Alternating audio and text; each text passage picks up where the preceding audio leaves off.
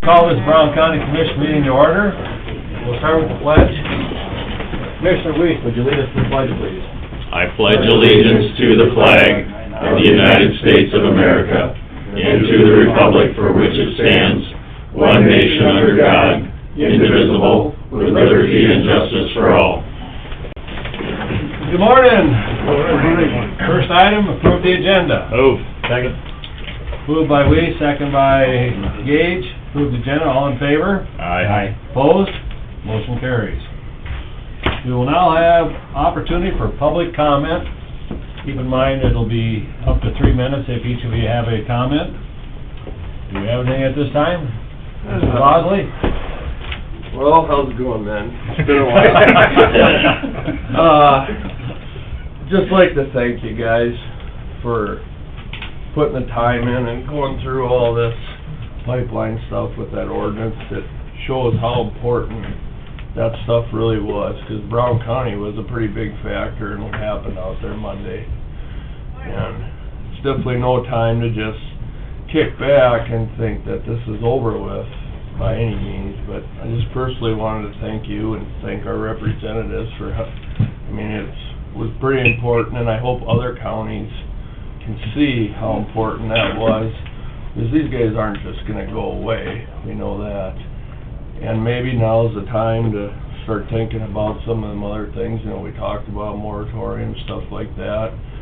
You know, it would be easier to, it's easier to get ahead of this game than it is to try to catch up from back. And it's just again, thank you for everything, because I know you guys got a lot of time. I know you're tired of seeing me in here, so it's, keep the fight up, and said it's no time to just let our guard down yet until hopefully they pull away from these ethanol plants. Would be the best thing if the ethanol plants would cut ties with them, because there's other options to deal with that CO2 if that's what's needed. But all right, thanks again, guys.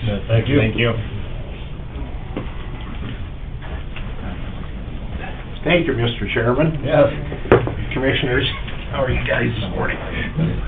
I echo everything that Jared said, and also the planning and zoning boards too, because they were the ones that, after the commissioners put the moratorium on, are the ones that actually had to take the heat or whatever, if you will.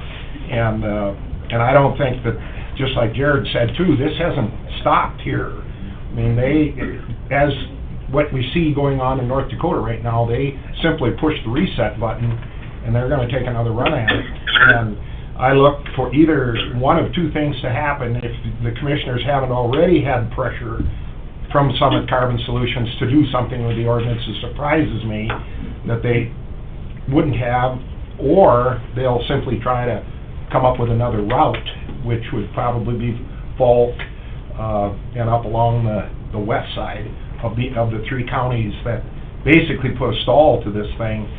And so too, to thank you guys for what you've done to this point, and keep your guard up, because they're going to come at you. There isn't any doubt in my mind. It'll be one of two things.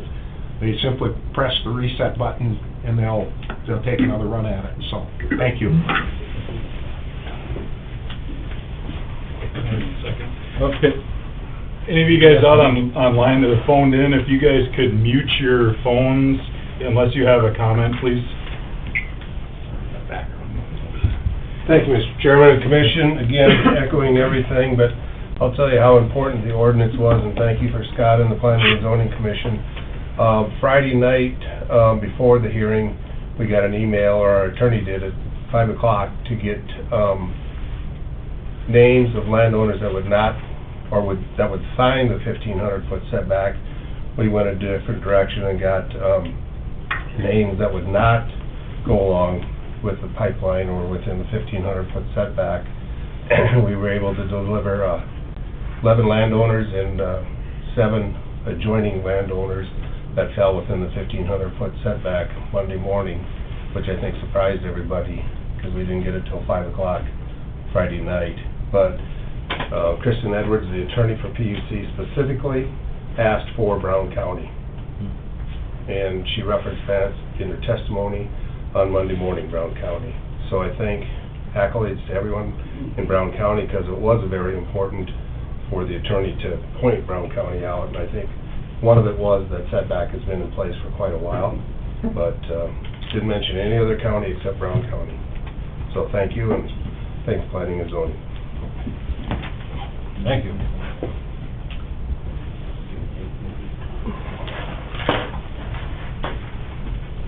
Thank you, Commissioners. My name is Dennis Mitchell, and I guess I'm here trying to figure out how we're going to get in and out of Integra Bath. And I guess I'd like to hope that you guys would open the back way up, at least in going out, in that 2 miles to the Bath Cemetery, so we can get out of Integra anyway. I don't know how we're going to get in, unless we can get the state to put a stoplight at Bath Corner. So that's all I have to say. Thank you. Well, I'll echo what Dennis just said. Dennis Jones is my name, and thank you for the time to hear us out right now. This country's going to change a lot in the next week, but out at Grebner, they dump 350 to 400 trucks a day, and it's impossible to try and get all those trucks to exit it onto Highway 12. It's a disaster waiting to happen, and so I feel that if we can move it where they come out the east side of Grebner and then go about 3/4 of a mile north to 8th Avenue, then the trucks can decide which way they want to go, east or west. Now, that's also going to probably create a huge dust bowl on those roads. We're going to have to figure out how to control the dust a little bit, I would think, especially for those on 8th Avenue. But I think what we're just talking empty trucks. It will be an exit. And now, I think is there someone here from Integra? Yes, sir. I thought, okay. Could you talk for just a minute? Absolutely. Yeah. Thank you. Good morning, gentlemen. My name's Mike Reiser. I'm the COO at Integra. And I do agree with the difficulty that the construction on Highway 12 is creating. And like Dennis said, with harvest, we'll have several hundred trucks going in and out of there. I want everyone to know that we are working with the DOT on a regular basis. I'll be attending the project meeting, or we'll have a representative at the project meeting this afternoon. And they are looking at a number of things to, additional precautions to add things. They're considering things like signals. They've reduced the speed already. They're looking at display signs to alert traffic. So we're very concerned about the public, about our producers and members, and about our employees, but the DOT is working on solutions, and I think the option of opening up that other road is definitely a possibility that we could look at. So, and thanks for your comments. Thank you.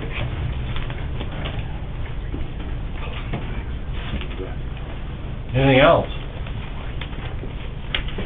Dirk, did you have anything to add to that? Yeah, I'll throw in a public comment. Everything you guys said is out there.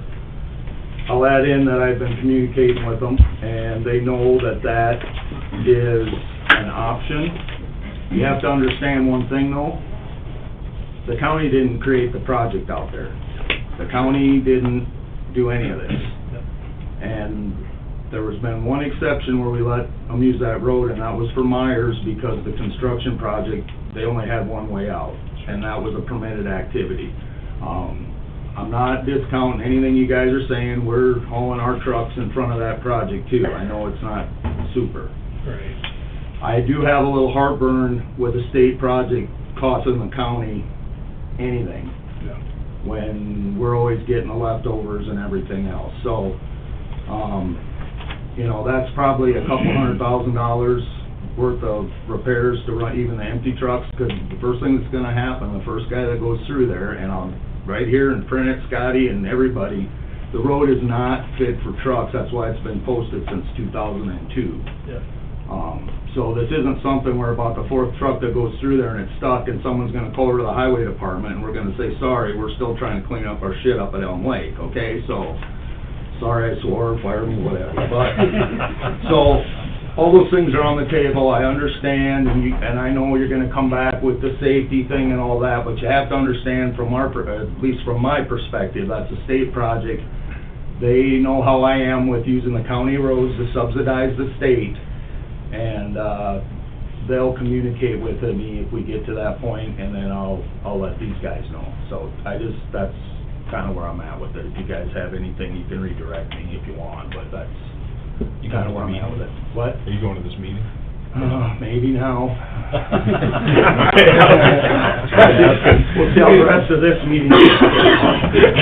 And just, I'm not sure that the DOT has any hand in proposing opening up the other road, and that hasn't been something that we've suggested. I think it's a possibility. These gentlemen had brought it up as an option, but I know they're looking at multiple other options to manage that traffic safely. Sure, and I'm just trying to communicate my stance Sure. that, in general, the DOT knows how I protect the county roads relative to their projects. Yep. So, they sort of have this list over here, and anytime something happens over there, they'll call and say, okay, what are our opportunities with 8th Avenue? And then we have a very short phone call, and they move on to something else. So, just so you know, it's on the table, we'll consider it, and I'm sorry, I don't mean to overstep. But, we'll see where it goes, and it's an opportunity there, but it's not like number one on the list. Understand. Would the state reimburse the county Yeah. for some damages? Yep. No, not for the damages, they will fix it ahead of time, because I've been left with the bag too many times. We get the money up front, we get the repairs up front, and then we'll accept the condition after the fact, but I'm getting paid first, because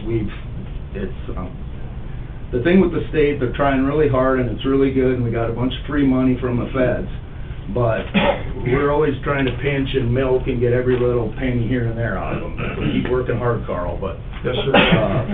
so they will, but we're gonna get it ahead of time, or get our guarantees ahead of time. Is that okay? If we're in public comment, you guys can't really say yes or no, but.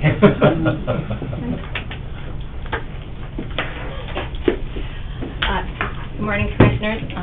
Representative Brandy Schaefbauer, and I just want to reiterate what these fine gentlemen said back here, that we do have some wonderful commissioners in Brown County, and I appreciate everything you did to stand up for your constituents. And the moral of the story is local control won the day, and I know District 3, Representative Perry, Senator Norstrup, and I are here to help you in any way we can to maintain that local control. So thank you again. Thank you, Brandy. Different subject? Step right up, Carl. All right.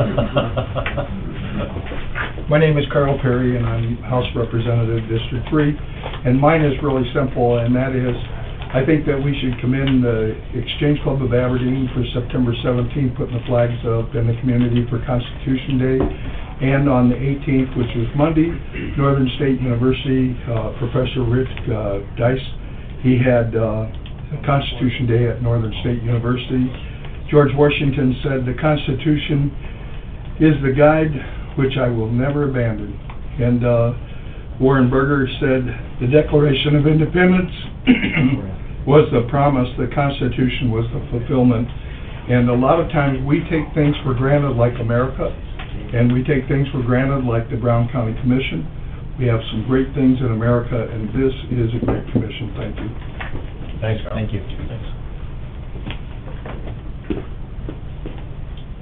Any other public comment here or on the phone? Not hearing, I think we'll move on to the next item. Next is Rachel Kemp, the opening bids for entertainment contracts. Morning, Rachel. Morning, guys. How's it going? Okay. Hi.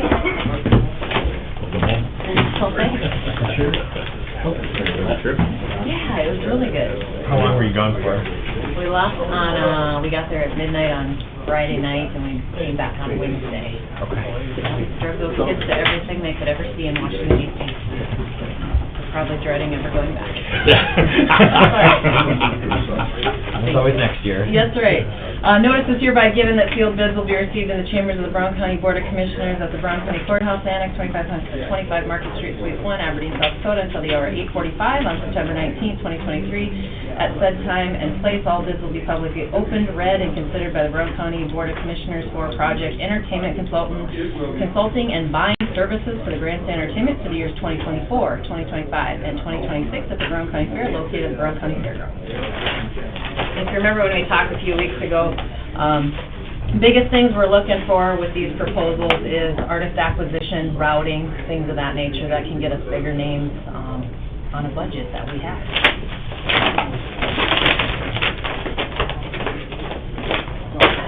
Looks like you got a few.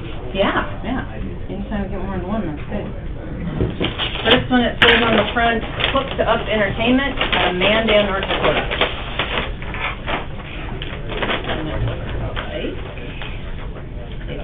Copy.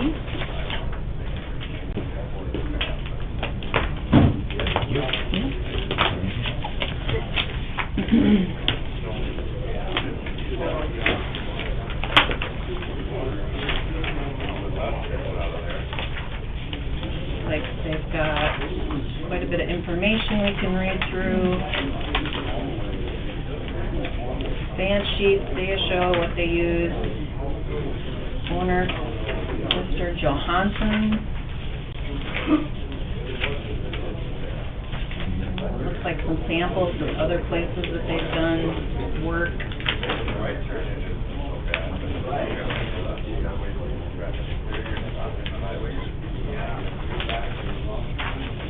And a letter from Ward Hilder. Sounds like that would be the person who would be our buyer for Brown County. Ward does have some, I guess, is anybody from any of the proposals here or on the phone?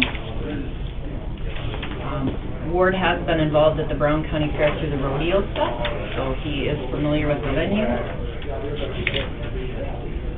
And if you look at the last page, he would be charging for year 2024, $23,500, 2025, $23,500, and in year 2026, go to $26,500. And then there's some notes about rooms and things that he would need.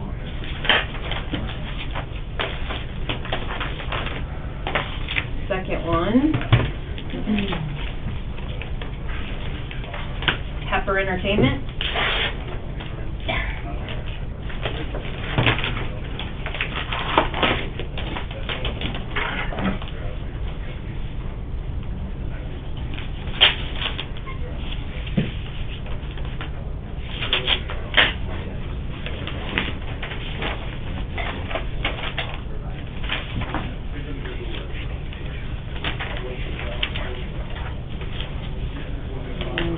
Single copy here.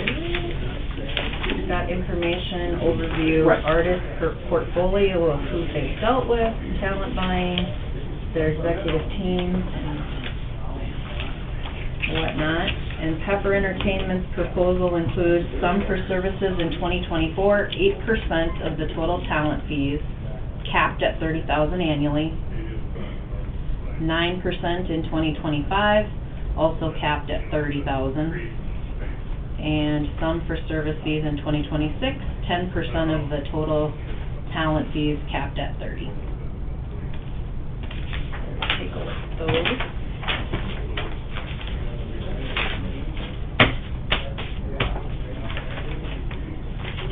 Apples, oranges, and bananas, right? Yeah, exactly.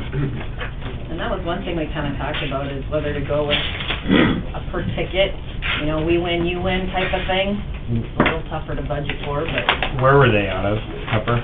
you know, they got some offices in Minneapolis and Sioux Falls. Let me see here.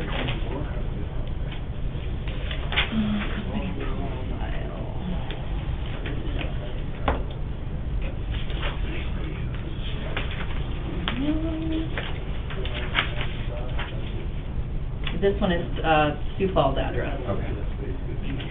Jared is who had signed it.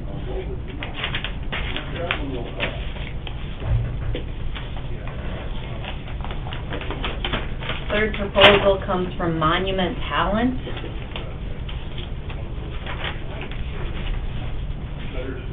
Information included, recent concert history. The gentleman's name is Shane Funk. Central States Fair, worked with Home Slice Media Group, Deadwood. Services for 2024, $18,000. 2025, $20,000. And 2026, $20,000.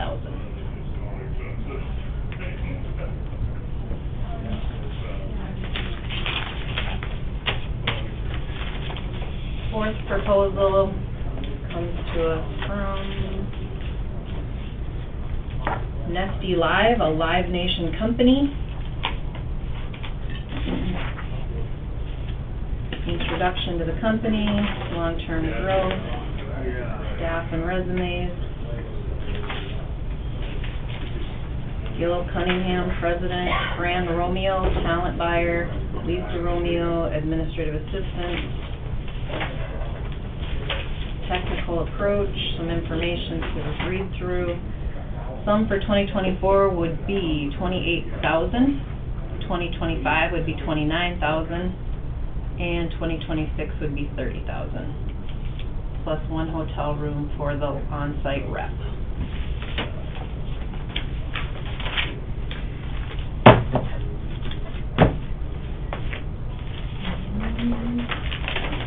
One more.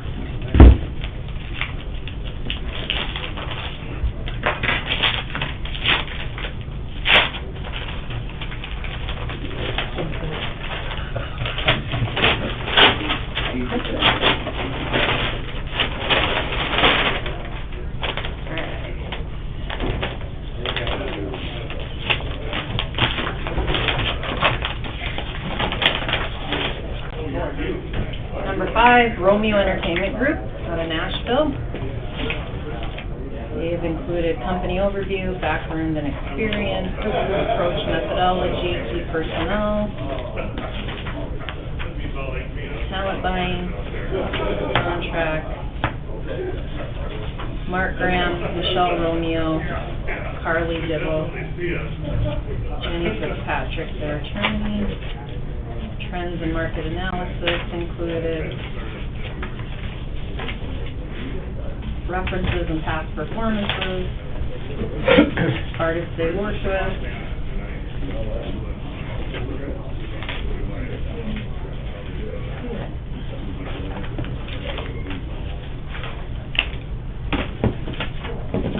find the part I want to read.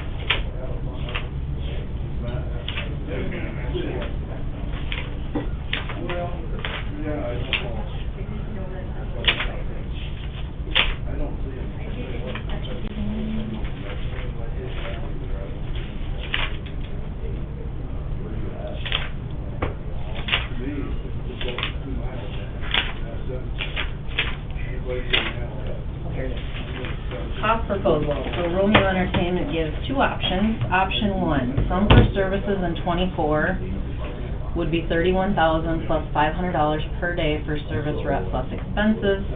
2025 would be $33,000 plus the same $500 per day for service rep plus expenses. 2026, $35,000 plus the $500 per day for expenses, with a total of $99,000 plus $500 per day for the 3-year total. Their option 2, sum for services in 2024 would be $17,000 plus they get $1 per ticket sold plus expenses. Sum for 2025 in option 2 would be $19,000 for the year plus the $1 per ticket. Same with 2026, $21,000 plus the $1 per ticket sold.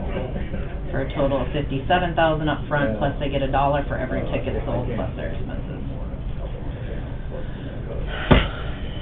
So, 5 really good options out there, better than one. But Do you if wanna postpone it? I would like to, if you guys are No. okay with it. Entertainment Committee plans to meet tonight, to review them, and they'll have a recommendation. Full Fair Board meets tomorrow night, we'll get it to them, and we'll be back here on Tuesday. We can rock and roll. Motion to refer. Second. Motion by Commissioner Weiss, second by Commissioner Jenner to defer the bid for Handstand Entertainment till next Tuesday. That'd be great. All in favor? Aye. Opposed? Motion carries. Thank you so much. Thanks, I'll Rachel. leave photocopies, leave the originals here. Rich, what's the name of the fourth group? I did not. Fourth group was They're with Live Nation, they. Nestle Live, Neste Live. It says a Live Nation company. How are you? Good. Good. Busy man. Next on the agenda, we have Mike Scott, landfill manager, bid opening for land scale sale. Yeah. Landfill Scale, there we go. Just about sold your landfill. After you're done today, Doug, it will be. Okay. No. Lynn, is this one from Perry? Is this the one you got in the mail? That's when I got emailed to me. Emailed to you? Yep. Okay. Oh, this is the one I sent you, okay. Yes. Did you get any ones in the mail itself?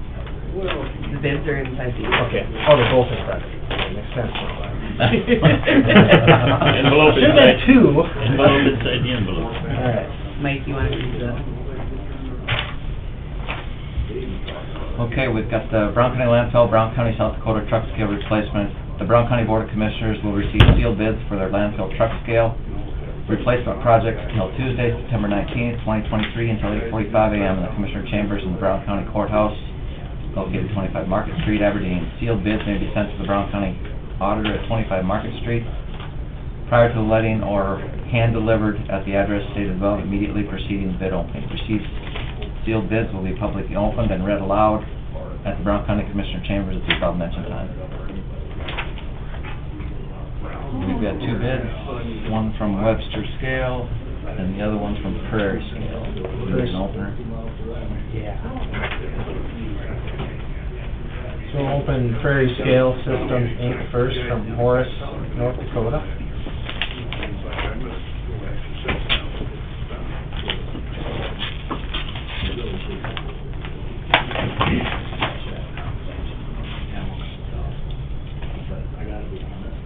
They have a cashier's check.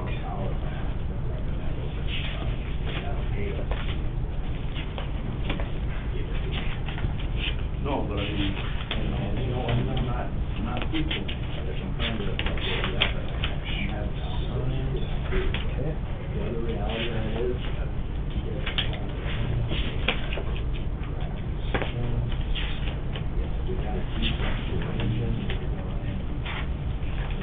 So it appears to be responsive for a total price of $189,351.68. No, but I'm just talking about, yeah. Well, I'm not trying to argue with you. My thing is, this is, the state's gotta come to me and say, hey, we need these. I can't tell them that, then they get to do it.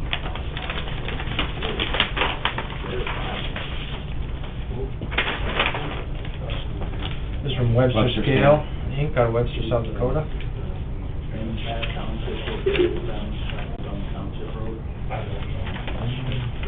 Honestly, I mean, yeah, Good I'm volume. here, yeah, well, I didn't even know this was what I was saying, to be honest with you, so. Well, it's not really, that's Oh, why. no, I know, we're considering this, yeah, and I understand what you're saying. Bid appears to be responsive for a total price of $173,297.23. Yeah. That's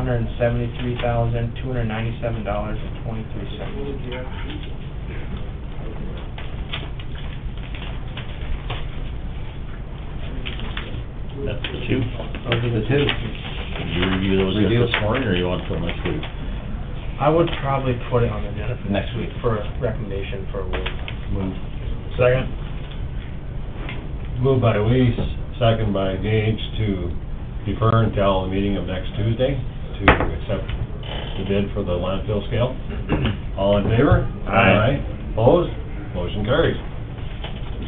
Thanks for being here. Thank you. Good morning. Yeah. Do you care if I take these minutes and I'll make copies and give you the originals back?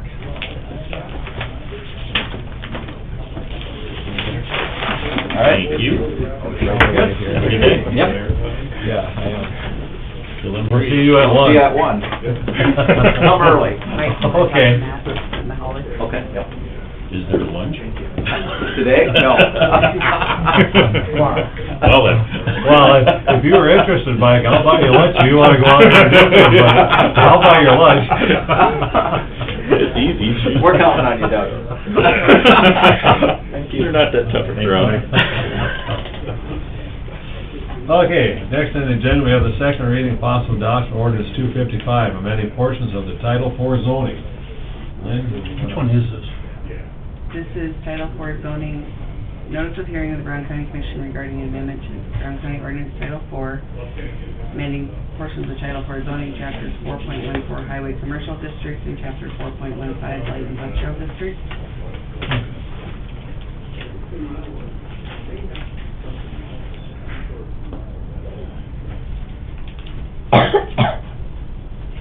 The next one is, I have a comment. Anybody out there to speak to this?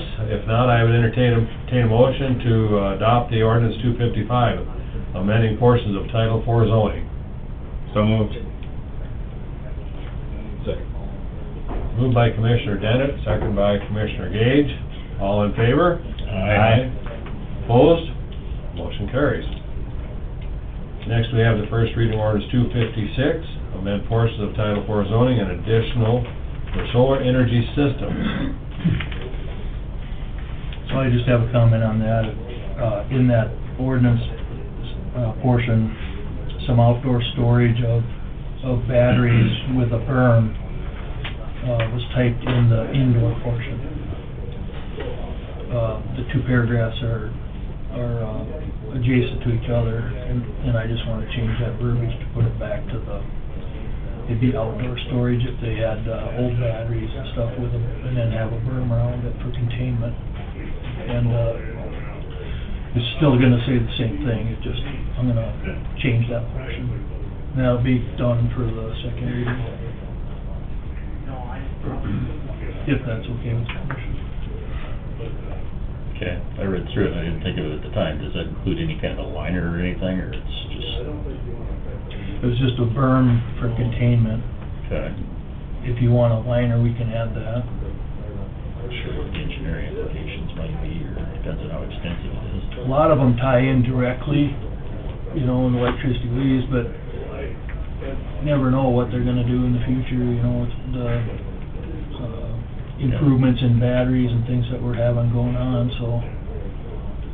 One of the biggest comments that I had was, with the solar ordinance, was the fact that if you're near rivers and streams, and there is one that's by the Missouri River that people are talking about, that there's no containment to them, so I think it's important. I guess that's something we can amend it sometime in the future, and it depends on the technology and just what its potential is too, because there's a lot of existing and emerging technology about, you know, storage and things like that. Lithium and... Right. Yeah. So, I would say just kind of keep an eye on that, and if there's, you know, emerging situations coming up, we can go back and amend it at that time, so. I'd move it with the change that you reminded us of. Did you want a liner added? Not at this point, but Okay. that's something I would encourage you to keep an eye on, and potentially have as an addendum at some point in time, depending on what we think the future holds for that, if you don't mind. Sounds good. I will read Ordinance 256, an ordinance amending Title 4, Second Revision, Brown County Ordinance amended to Brown County Ordinance Title 4. Notice is hereby given that Ordinance 256, an ordinance amending portions of Title 4 zoning, Chapters 4.1, Whole Definitions, Chapter 4.06, Agriculture Preservation, Chapter 4.07, Mini Ag Preservation, Chapter 4.08, Residential District, Chapter 4.09, Mobile Home District, Chapter 4.10, Lakefront District, Chapter 411, Rural Urban District, and Chapter 4.16, Heavy Industrial, and in addition to Title 4 zoning ordinance of Brown County with Chapter 4.37, Solar Energy Systems, and Private Solar Energy Systems, all adopted by Ordinance 256, as amended in Title 4 zoning ordinance of Brown County, South Dakota. Thanks. I'll make the motion with the correction that was suggested. Are we good with the 500-foot setback? We have a motion by Commissioner Weiss, do I have a second? Are we good with the 500-foot setback?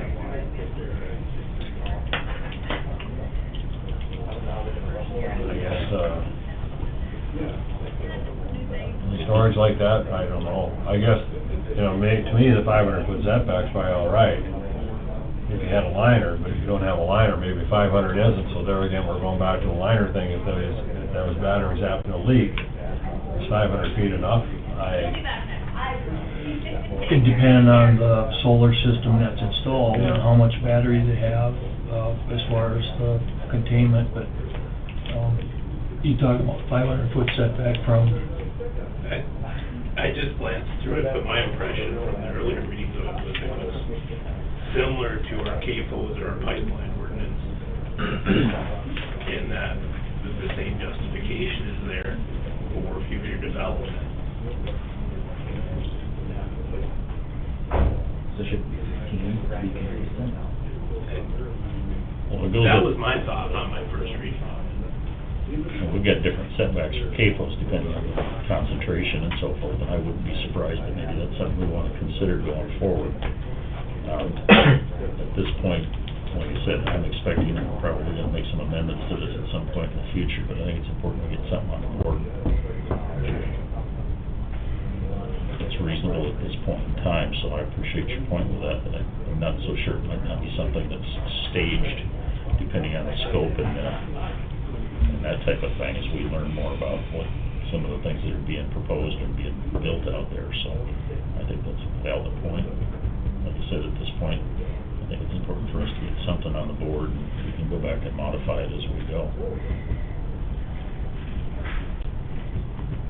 Do you think that'd be better to modify that setback at a later time, or to do it, to increase it and then modify it closer later? Well, I'd like more information, and there's a whole, like I said, it's pretty dynamic, what people are using for technology and design, and that type of thing. You know, smaller ones aren't gonna have on-site storage at all, larger ones potentially are going to, and I know some that have been proposed do have that. So I think there's a whole array of possibilities, conditions, and like I said, you know, it's fairly complicated, but it follows good science from what we had from SDSU at the time, a decade or more ago, about different buffers for water quality, air quality, and things like that, based on the concentration of animal units. I'm not so sure that's probably where we're going to wind up going with this, but I don't know that we know enough at this point, but I think it's important for us to get something, you know, that gives us a roadmap to build on. There is some discussions going on around the county, a couple of companies looking at solar and stuff too, and we don't have an ordinance at this time, so. It's important to get something. That's why we. But to stay more consistent, couldn't we go 1,500 feet if we want to change it down to 500, wouldn't that be? Because then we'd be more uniform to what we've been doing in the past. I worked with Eric Sanger on this, and that was a number that, with different counties that he's worked with, he's kind of put together, I guess you could say, a generic, and then each county can kind of work with what they have and make their changes accordingly. So I added and subtracted some stuff in his format.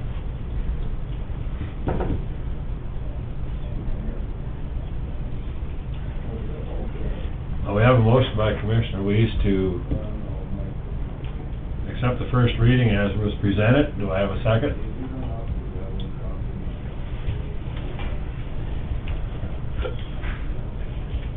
I guess I'll second so we can vote on it, please.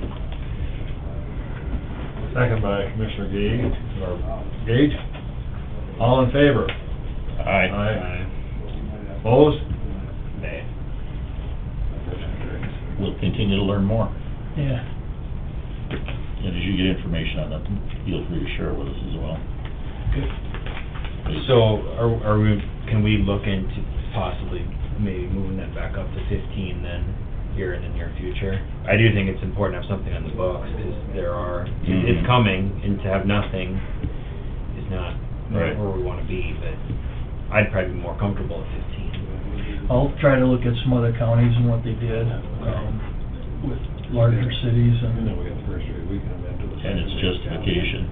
Yeah, the second reading back Yeah, on the so third we're of not being October, arbitrary, so let's make changes. make We sure. can consider that too. Yep. Okay, sounds good. All right. thanks, Al. Thank you. Thanks. Next on the agenda, Judy Dosh, Building Superintendent, review quotes for replacing AC unit at the First Street building. Is Judy in there? Judy?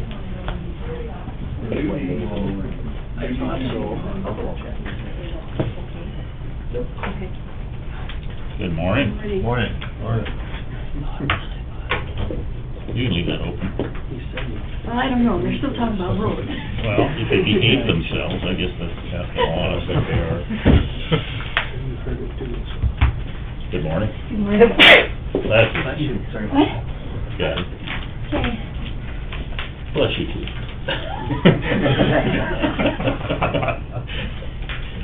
I need to replace a rooftop unit on the 124 building. I actually have two of them, so I'm gonna at least try to get one done this year yet. It's back in 1983. I got two quotes. One from Woodman for $13,583, and that's for a 5-ton carrier unit. And then from Jake's, which is a 5-ton unit also, $14,280. So I would like to take Woodman's. That's your recommendation. Everything meets your specifications that you wanted on it? Yep, So you reviewed them and that's your recommendation? yes. So moved. Second. Moved by Commissioner Weiss, second by Commissioner Denner to approve the bid for Woodman refrigeration to replace the AC unit on the First Street building. All in favor? Aye. Opposed? Motion carries. So then can I just have your signature? Yep, I'll sign the Woodman.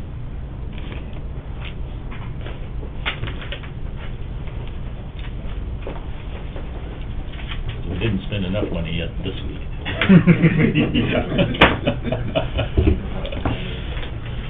About to. Is there a certain amount that you have to spend? Whatever it was, we beat it this week. You want that back, Judy? Yeah. Lynn, did you take a copy of those? No, I haven't. Okay, you'll want one. I'll get you one. Thank you. Thanks, Judy. Yes. Every day. Next on the agenda, we have Dirk Rogers with various subjects. Yeah, I got about 5 more sitting out there too. Good morning. Hi. What's first? Surplus equipment. Yeah, I'd like to recommend surplusing, I don't know, did you get a, Yeah, there's two items you had listed. one's a Terex skidder, and one is a John Deere blade. And I just wanna surplus them, I'm gonna put them on Purple Wave. And, the blade's 10, 11 years old, it's got about 15,000 hours on it, it's on a second motor. Just an extra one, and then, we updated, a skid steer last year. The Terex is a nice machine, it's hard to work on, and breaks down a lot, I don't even know how old it is. I don't remember buying it, so it must be 2012? when I was gone, so, 2010. So anyway, I'd recommend we surplus them, and we're gonna put them on Purple Wave. First, take a motion to surplus the two pieces of property for the highway. So moved. Second. Moved by Commissioner Weiss, second by Commissioner Gage to surplus the 2 items listed on the sheet for the highway. All in favor? Aye. Opposed? Motion carries. What's next? I The don't have my speed zone agenda. change. Zone change. Did you get to see that? Mm-hmm. That's the one that's, out on, across from Wiley. You see the description's a little funky because of where the section lines are out there as that curves out of town. That was generated from, a resident and asked about it.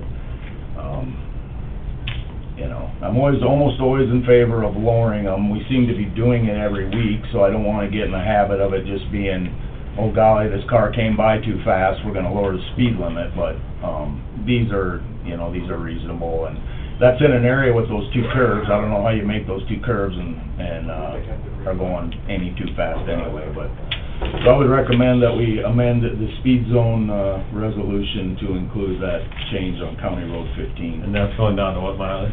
It's 35 it'd be from 281 for 2/10 going east, it's 35, and then the rest of the mile's 45, going over to the 4-way stop, or I guess it's a 2-way stop unless the fair's going on, but the 2-way It's stop. basically past the approaches and the driveways. Yes, yep, it's past, yeah. So if you pull up 281 and drive around the corner, around the church and by those houses, you get by the houses and there's a speed limit 45 sign there now. Is that roughly where it's Yes. gonna be? It's, I think it moved maybe a foot, like 50 feet further east or something like that. There's a no passing zone sign there, it's on the backside of that. Yeah, I drove by there, lots of times, but I drove by this morning again. Cause there is a 20 mile an hour around the curve sign. Right, so technically, if it's a yellow sign though, Yep. that's a warning. So that's, Suggestion. yeah, so if you go blowing off the curb, they might, and you won't necessarily get a speeding ticket if you don't crash into something, I mean, you know what I mean? The funny thing though, you bring that up, I guess if 100% by the letter of the law, the way we had that sign before, it's 55 from 281 over to where the 35 sign was, with a 20 mile an hour warning on your curves there. You know, because if there's no sign at all in Brown County, it's automatically 55. Right, yep. Good to know. That'd be quite a trip to maneuver them curves at 55. Right, and we flattened them out. That was after we flattened them out, you know, there used to be 290s right there. Well, that's part of the test for the evasive driving course. And not end up in Wiley Lake, or what? It's a little hard on equipment, but you're good. I would entertain, Move. have a motion by Commissioner Weiss, Second. second by Commissioner Gage, to approve the speed zone change, by Wiley Park. All in favor? Aye. Opposed? Motion carries. We can use Jake Brick, right? And that is going down to 35, did I understand right? It's extending the, let's see, what was that? Establishing. Establishing, because it was a 45, wasn't it? Yeah. So it's making the east 2/10 a mile of that 35, or west 2/10 miles of that 35, coming right off of 281. Yep. Next, we have the FEMA update. The FEMA update's kind of like boring and exciting at the same time. So we only had 3 sites, our 3 usual sites. Fortunately, they all came out of water in time to get them through the program this year, so that was a plus. So 25 and 16B below Scandinavian Church there, we've already started working on them a little bit, hauled some material down there. That's just gonna be hauling gravel down there, and FEMA's gonna reimburse us for it. We have a different issue at the Hall Crossing. Go figure. So I submitted it to FEMA like we do, you know, every couple of years, because it's fun. And this time I also ran it through mitigation. So you can, it's sort of like, all right, is there something we can do permanently so we're not doing this every time? And then you go down a different path with FEMA. So we're sort of running down 2 parallel paths. One, just repairing it, like, you know, filling it back in and nothing special, all the way up to FEMA's doing a mitigation evaluation on it. And then that particular thing can run everything from tear everything out, so there's nothing there, all the way up to build a bridge, okay? And at that location, I don't know that you're gonna get a cost of benefit ratio with the federal money that's gonna say, there's 20 cars a day on here, we're probably not spending $5 million on a bridge, right? But they're gonna evaluate it because there has been some anomalous things if you can put an economic factor in there, which, in my opinion, even with the egg production that's in the area, that you're still not gonna get to that threshold. But, at any rate, we're gonna run it through the process. One of the things that came out of that is right now, our good friend, the Topeka Shiner, who's a little guppy guy, who's endangered, which is amazing because he's everywhere, but somehow he's endangered, is currently, that's got a blackout on it for the Shiner. I keep almost saying Shriner. Think about a guy from Kansas with a fez on, but, so even if we wanted to go in there right now, we're doing it at our own peril. I'm not just saying from the cost point of it, but from we'll get in trouble with the environmental stuff.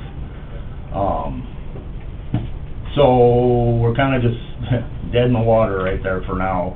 And what happens in Brown County, so there's a map, and all these different streams have potential to have the Topeka Shiner there. And then once you identify, okay, this is specifically where the project is, they'll go do a little more real-time evaluation, and sometimes that comes back and says, nope, you're okay, you're good to go, and sometimes that comes back and says, you can't do anything.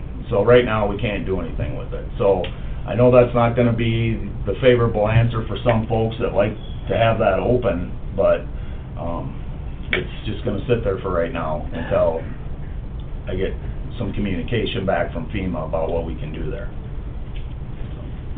But otherwise, they're gonna keep paying for gravel every 3, 4, 5 years and wash down the stream. Yep, and, I mean, we're getting, seriously, I joke about it, but we're getting to the point where we're building a levee downstream from all the stuff that washes off of that every couple of years, and so I don't know. We even did a little evaluation to see if, there was any positive hydrology to if you completely remove the Hall Crossing, does that impact the elm from spilling into the Moxon Creek? And it really doesn't matter either way on that, So, I don't know, we'll just see what happens, I guess, what the next thing is, and if it turns out that we're just gonna put it back together and that's that. But what's kind of weird is, we're basically only getting it put together for harvest and then it washes out again. It's not like they don't plow it in the winter, so. When you go to FEMA to recapture all our gravel and our, downstream on the south side, is there a way to maneuver that to get able to recapture that? Yeah, it caused a distraction over here. Digging the river. No, yes, there is. I mean, I've asked that question. You'd have to get you'd have to get some permits, and we'd have to get a long excavator or drag line or something to reach out in there, but I've asked that question a few times. I would love to do that, and I'd also think it's the right thing to do, not only to reuse the material, but get the material out of the channel. The problem is the cost of that versus going over to Hall Pit a mile away and getting some more material. I'm not saying it's right. Well, if FEMA would that's what I was going with. We'd Right. have some, because it is part of their project that's washing out, or they're moving. So I guess my thought is to continuation of that continued problem here, creating problem B, can we get them to subsidize us to have that gravel and clean that out? Also, it's probably started the fact where it's slowing the channel down. If we Yeah, it's, especially when you get below, when the water goes back down. When it's high, not so much, but when it goes back down, you look out there, looks like a berm sitting out there, or it looks just like a breakwater you have on a bridge, It is. The Topeka Shiners like gravel in the river? I don't know. Them and the black-eared bat, small-eared bat, there's a bat sometimes that we have to dodge too. Throw a couple arrowheads in there. A few arrowheads, full project right down. Let's not do that. Next thing, department update. Okay, Elm Lake Bridge certification. Oh. Approve and authorize chairman to sign certification. That's all Certifications. That's all the certifications for utilities and right-of-ways and stuff, saying that we'll we're responsible for them, and we're getting them and all that, and it's for the bridge that's in the middle of Elm Lake. That's, I don't know how much, we haven't bid it yet, so I can't tell you exactly how much it's gonna cost. But it'll be in the 25, I believe, construction season, and this is the one by the resort. And they're gonna move it up 2 foot higher, so people won't be troubled by putting their canopies down when they go under the bridge, you know. Okay, anyway, so I recommend that we sign those and we'll turn them back and they can get going on the, I guess, the next step of the process. So moved. Second. Move to authorize chair to sign their certifications for the Elm Lake Bridge. Move, we have a motion by Weiss, a second by Denner. All in favor? Aye. Opposed? Motion carries.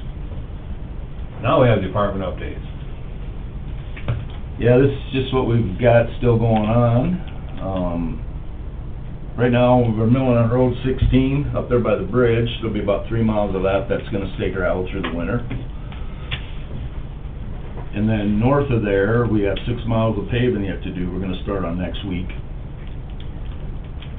And sometime in there after that, we're gonna get some solution on the Beagler Road, or the Brook Brown Road out on the east side of Richmond. We fixed it once and kinda came apart this spring, so we milled it up and tried again. We gotta do something there yet. I'm not 100% sure what it's gonna be. We're mowing out. I don't know if we're gonna get her all done or not, but hopefully it'll snow hold off a little bit. Still gonna replace Bridge 93, which is right there, south of Groton. It's about a 40-footer, but I can't remember what we're putting back in there off the top of my head. It's an actual bridge. Holloway's doing it, and they're still gonna do that this fall yet. That one's posted down to about 12 ton, and we're getting fewer and fewer posted bridges, so that's good. Leans finished up on 5 and 6 yesterday, and they had a little challenges when they started, but I think by the time they were done, it was a pretty nice project. And you know, we added 3 miles going up Road 6 since they were up there, and we took that first mile out, and so I got that done yesterday. That'll get striped, flush sealed and striped here in the next week or so. Were you gonna say something? Nope. Oh. You looked like you were getting ready to be profound, and I No. was getting excited. Our Elm Lake Access Road, we're hauling black dirt out of there and gravel up there right now. It's going pretty well. It's a few people have been sneaking in, and I wanna keep the barricades up until we get a few more things done. I think, did we get it seeded? I think we got it seeded, and we gotta move the fences back. We were gonna have somebody else do it, but I've been struggling getting a fencer, so we might just put the fences back ourselves. It's a pretty easy job, really. Relative to fencing, not that fencing's an easy job. Railroad crossing at Tacoma Park, we'll follow up with the emergency management folks, but just an FYI, that crossing that's right on the west side of, or he kind of flipped around, east side of the Putney Slough there by Herman Lair's place, that'll be getting replaced tomorrow, so that's gonna be closed out there. We didn't really designate a detour. We'll throw a sign out by 37, but the only way to get around there real well is on the county roads, and you gotta go up or down to get across, so it should only be closed for a day. They did the one up at Claremont yesterday. And those are all on the state line update and stuff on the... All right. Where are you at with the bridge at Sand Lake? The bridge at Sand Lake is still at Sand Lake. I turned everything back into them, and I'm waiting for the response on the right-of-way. I need to follow up with them again, but we were doing really well there for a while, and then it just kind of stopped. Mm-hmm. So, check it. no, you should check, and Thank you. yeah, that one's, I don't know. Mm-hmm. I'm blaming the pandemic, but we're running out of, we can't use that too much longer for an excuse, I don't think. Railroad must be in the way. Yeah. They're starting to. What's that, starting up again? Yeah. There's an open there. Somewhere in our conversations last week at the convention there, the speed zone around 15 and 19 in the sports complex had come up. Is that something I should move forward with, correct? Well, At least trying to guess straighten it out a little bit. some of the people out there, the businesses, I thought they were gonna probably bring it forward, I guess. You know, they just brought it to me, my attention, saying that 55 down to 40 is a little risky when you come around that curve and hit just up to the railroad tracks, I believe is where it changes, or right part in that Yeah. area. It's hard to adjust the traffic coming from the north if you're pulling out of those approaches, being there's more businesses out there now. So there was a concern there, but I guess they didn't tell me that I should bring it to you. They were... Well, I mean, I haven't thought about it too much, but there is a point there, 'cause if you're over, say you're on Roosevelt and you're gonna drive around there, you go 35 for a half mile, and then you go 55 for a half mile, and then you turn a 90-degree corner at 55, and go 55 down to the tracks, right? And then it changes to 40 down to 8th Avenue. I mean, there should be something in there that's kinda... Make it all 45? Yeah, like, you know, well, yeah, that's what I mean, like the whole thing, or at least 40 up to the corner, but I guess that one I would be in favor of changing, just because you have three different, you got 40, you got 55, and you got 35 on two roads that are well, one side's a little more residential, and you do have kind of almost an industrial, commercial park on the north-south one. The blade plant's shut down now, but there's a lot more development off on the east side to the north up there. Yep. So, anyway. Something to look at. Yeah, I don't have a problem with it. I guess I think it would be more uniform, because I believe it would follow some of our other county outliners that are pretty much that same setup. You know, we've gotten rid of kind of all the 55s, and it's kind of brought down to where... Right, stuff right around town. I guess it would be more uniform than what we have, so... Well, we'll just come up with a plan, or have an idea what to do, and then if it gets to where we gotta actually do it, we'll have it, you know. We make the better ones out there 65. McPherson County again? Anything else? Well, there's another thing for me to call you about. Yeah. Trade. I think we're good in this end. All right. Thanks, Derek. You bet. Derek. That wasn't even that bad, really.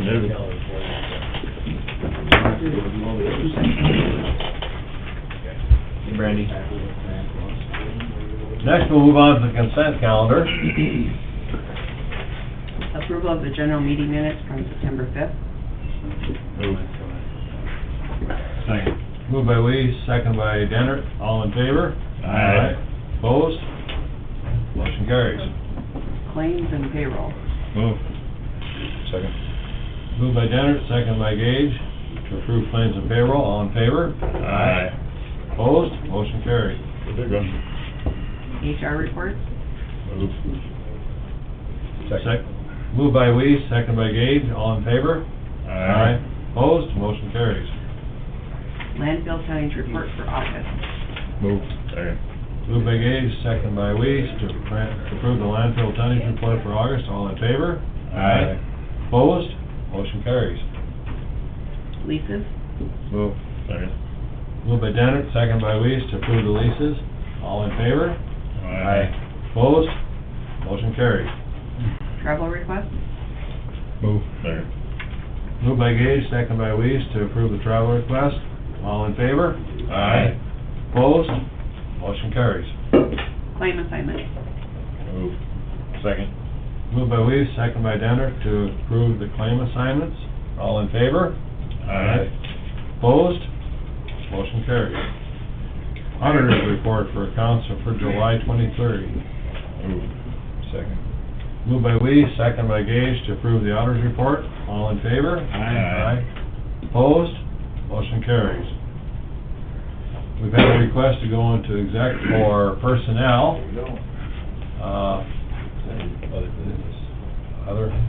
Do we have any other business to come before the commission? on that solar, did you vote no? I did. More So it's 2-1 then? 3 to 1. 3 to 1. 3 to 1. First reading pass. Okay. So you vote? Yep. Okay. So that one went forward? First reading, yeah. Thank More you. to follow.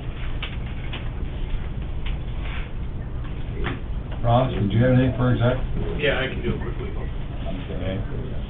Entertain a motion to go into exec for personnel and legal. Second? Moved by Lee, second by Drew to go into exec for personnel and legal. All in favor? Aye. Opposed? We are going into exec. We are out of exec with no action taken. Is there anything else to come before the Brown County Commission this morning? Not hearing anything, I would entertain a motion to adjourn. So moved. Second. Moved by Dennert, second by Weiss to adjourn. All in favor? Aye. Opposed? We are adjourned.